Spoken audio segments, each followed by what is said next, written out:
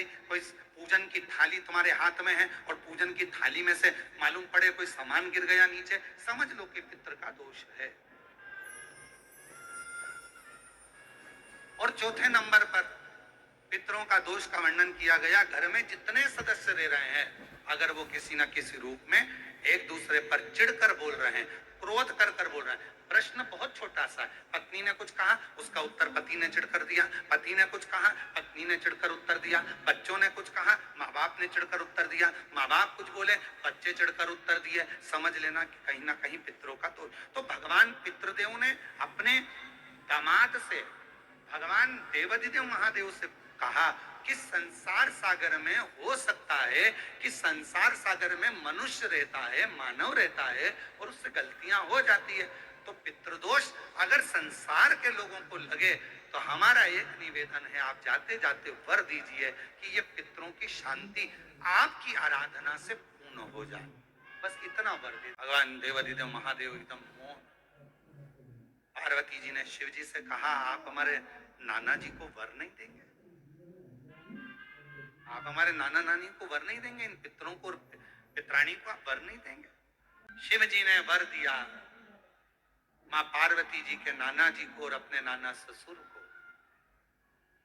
हे पितृदेव, मैं आपको वर देता हूं, श्राद्ध पक्ष के 16 दिन यदि संसार का कोई मनुष्य बेल दूध का प्रयोग करता है, बेल दूध से मतलब होता है बेलपत्री के, बेलपत्र के ये मध्य भाग जो होता है, बेलपत्री की जो नीचे की दो पत्तियां जो होती है, ये दो पत्तियां जो बेलपत्री की होती है, इस बेलपत्री की दोनों पत्तियों को शिवलिंग पर जब आप रखते हैं, शिवलिंग पर रखने के बाद में आपके हाथ में जो कटोरी में दूध है, वो दूध इन दोनों पत्तियों पर, ये पितरों के भाव से, पितृ पितरानी के भाव से आप दोनों पत्तियों पर बेल दूध को अगर समर्पित कर रहे हैं, बेलपत्र समर्पित करने के बाद थोड़ी सी कटोरी में अगर गौमाता का दूध है और ये दोनों पत्तियों पर अगर आप अपने गोत्र से दूध चढ़ा रहे हैं, तो संसार में ऐसा कोई व्यक्ति नहीं है जिसके ऊपर पितृदोष लग जाए, पितृदोष समाप्त होकर ही रहता। शिवलिंग पर बेलपत्र चढ़ाई, बेलपत्र चढ़ाकर ये नीचे की जो पत्ती है, आपका जो दूध का भाग है वो दो पत्ती पर चढ़ना चाहिए, तीसरी पत्ती पर जल का भाग आता, दो पत्ती पर आपका जल का, आपका दूध का भाग रहे। और जब बेल दूध का प्रयोग आप करते हैं और दूध बाबा को 16 दिन श्राद्ध के अगर कोई कह दे कि आपके घर में पितृदोष है, ये दोष है, वो दोष है, सारे दोष आपके यहाँ लग गए हैं और आपके यहाँ ये 4 लक्षण अगर पितृदोष के दिख रहे हैं जो पहले कथा में वर्णित किए, अगर ये लक्षण दिख रहे हैं तो श्राद्ध पक्ष के 16 दिन पहले दिन से आप चालू हो जाओ। बेलपत्री शिव जी को चढ़ाया, कटोरी में या चम्मच में 2 बूंद का भी अगर दूध लेकर गए हो, थोड़ा सा भी, बस 2 पत्ती पर आपने दूध समर्पित करा और 1 लोटा जल जो तीसरे नंबर की पत्ती है उस पर समर्पित करा। आपको 16 दिन करने के बाद आपको खुद अनुभव होगा 17वें और 18वें दिन से कि मेरे घर में ऐसा लग रहा है कि सब शांति है और कोई किसी से चिढ़कर बात नहीं कर रहा, लक्ष्मी की वृद्धि अपने आप होना प्रारंभ। कैसा भी। और यहां तक शिव महापुराण की कथा कहती है किसी की फैक्ट्री बंद हो गई, किसी की दुकान बंद हो गई, चलते चलते अगर किसी का व्यापार बंद हो गया, 4 दिन चल रहा था, बहुत अच्छा चला, उसके बाद एकदम डाउन आ गया, कोई प्रशासनिक कार्रवाई हो गई, कोई अदालती कार्रवाई हो गई, कोई परेशानी सामने आकर खड़ी हो गई है, तो भी अगर प्रति 16 दिन तक लगातार शंकर भगवान के शिवलिंग पर बेल दूध का प्रयोग किया गया है, तो आप 17वें दिन से अंदाजा लगा लेंगे कि आपका धीरे धीरे धीरे धीरे धीरे धीरे जो फैक्ट्री बंद सी थी वो ऊर्जावान हो गई है, चलना प्रारंभ हो गई। बेल दूध का इतना प्रभाव पड़ता है, बेल दूध का इतना। शिव जी के एक पत्र है, अच्छा है, मेरा नाम आरती राम विराजदार, मैं पुणे से आई हूँ और मैं यहीं पंडाल में रुकी हुई हूँ, कहीं पुणे से आई हुई हो और हाथ हिला दें अगर कहीं बैठी हो तो बेलपत्र लेने के लिए आ सकती है। मेरा नाम आरती राम विराजदार, मैं पुणे से आई हूँ। गुरुदेव, मुझे 2 बेटी है और 1 बेटा है मेरा।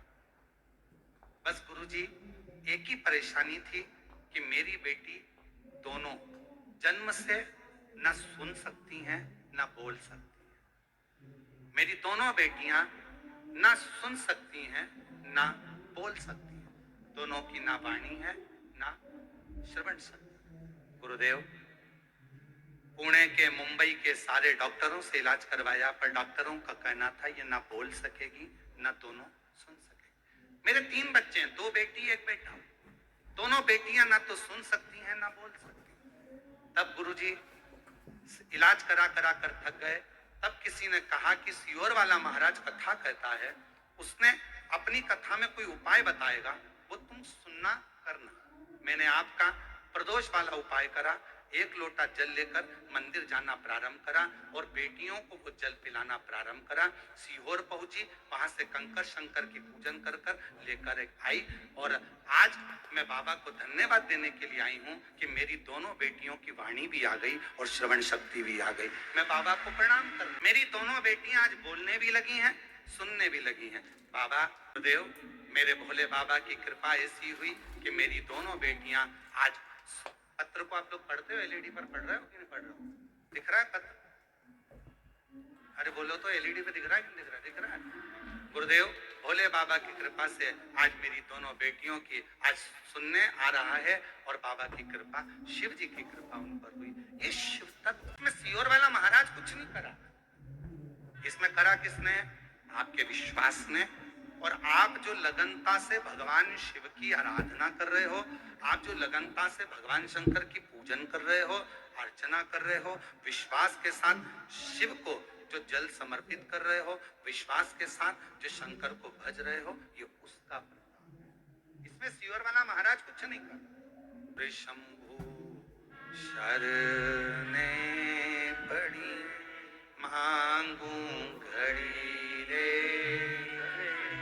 दुख काटो दया करीने दर्शन आपो।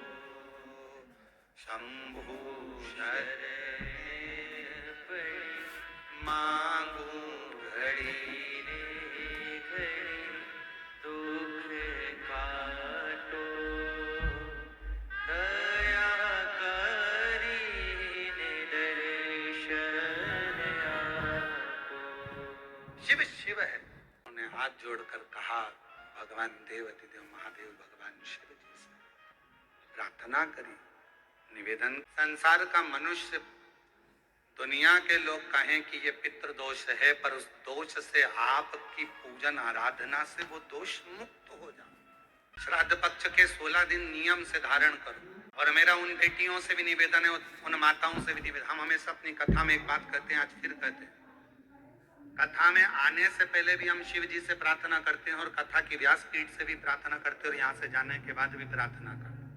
आप भूतड़ा परिवार से पूछना, हम इनके परिवार के लोग अगर कक्ष में हैं, फ्लैट में ऊपर भी हैं, तो हम इन लोगों से मिलते नहीं, हम हमारे कमरे में से बाहर नहीं निकलते। हमारा भजन, मंत्र जाप, माला जाप और हमारी शिव की भक्ति। तेरे बच्चे ने क्या कथा कराई है, तेरी बेटी ने, तेरे नाती ने, तेरे पंती ने क्या कथा कराई है, मेरा वर उनको प्रदान करते हैं। ये पितृलोक का सुख है।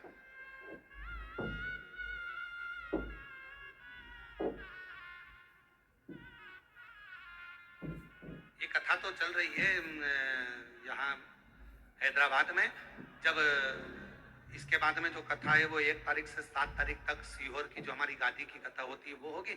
7 को पूरी होने के बाद 9 तारीख को भीलवाड़ा राजस्थान में जो कथा होगी पितृपक्ष श्राद्ध पक्ष में, आस्था चैनल पर भी वो आएगी। तो उस कथा को जरूर सुनना। वो या तो 1 बजे से रहेगी या 2 बजे से, तो कुछ उसका कथा का समय रहेगा, वो हम अभी आपको बता देंगे। तो उसको भी जरूर सुनना। वो पितरों के ऊपर ही निर्भर रहेगी। उसका नाम ही पितृशु महापुराण कथा। उसको सुनना, बड़ा सुनने आएंगे। इतना हमने कभी नहीं सोचा था गुरुजी। तो हम ब्रज गोपाल भैया से कहेंगे कि आपके भीतर विराजमान शिव भक्ति है और ये शिव भक्तों का मेला है। ये तो बाबा की कृपा है जो ये सब शिव कथा को श्रवण करने के लिए ये शिव। आज की कथा तो 1 बजे से 4 बजे तक हो जाएगी। कल की कथा सुबह 8 बजे से 11 बजे तक पूरी हो जाएगी इस पंडाल में, और टीवी पर वही 1 बजे से 4 बजे तक आएगी।